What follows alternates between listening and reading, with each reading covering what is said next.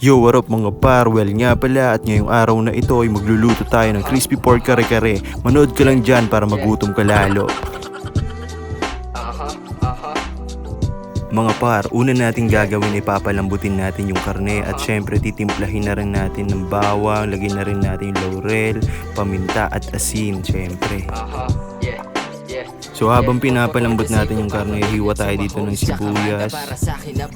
Maghiwa na rin tayo dito ng bawang. Yung bawang at sibuyas, yan naman ang gagamitin natin para sa panggisa sa sauce na gagawin natin. Dito naman mga para hinahanda ko na yung mga gulay na gagamitin natin para sa kare-kare.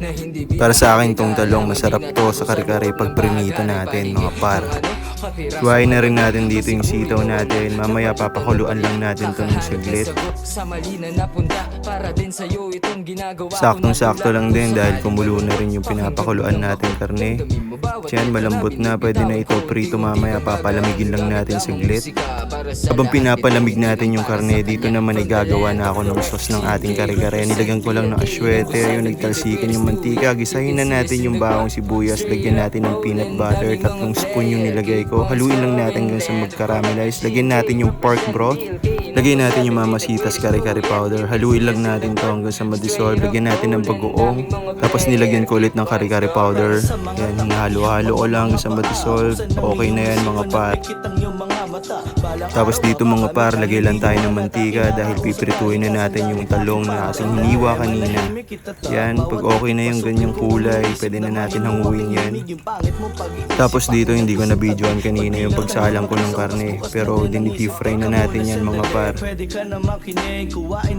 Lagay na rin natin yung second batch ng ating karne. Tapos dito biglang pumutok yung mantika, buti nila magaling ako umilag. Tapos dito naman pinapalutong na lang natin yung karne natin para mamaya sobrang crispy na ito para. Tapos dito naman par, nagsalang tayo ng tubig, antayin natin kumulo, lagay natin yung sitaw natin. Huwag natin patagalin ang pagluto sa sitaw, baka ma-overcook. Same din dito sa pechay natin, huwag natin overcook para crunchy yung pagkakaluto natin ng gulay. Tapos ayun mga par, hiwain na natin yung ating prinito kaninang karne. Pakinggan mo lang kung gaano siya kalutong. Tapos ayun mga par, punasan na natin ang ating lagayan. Lagyan natin yung sauce natin dahil magpi-plating na tayo mga par.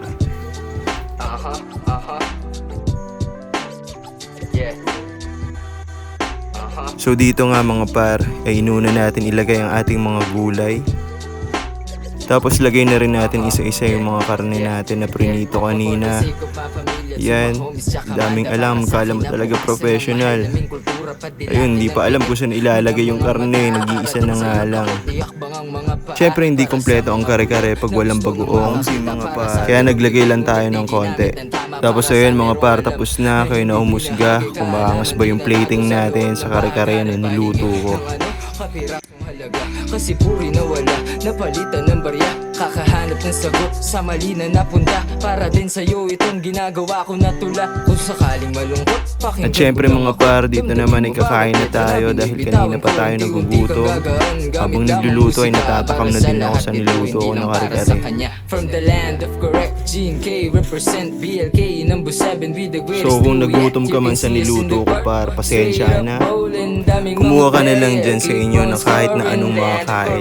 G&K represent BLK number 7 with the greatest do yet. You can see us in the court, straight up bowling, daming mga player, keep on scoring. So par, kung nag-enjoy ka man at meron kang natutunan sa video ko na to, maraming salamat sa panonood nyo at God bless sa inyong lahat.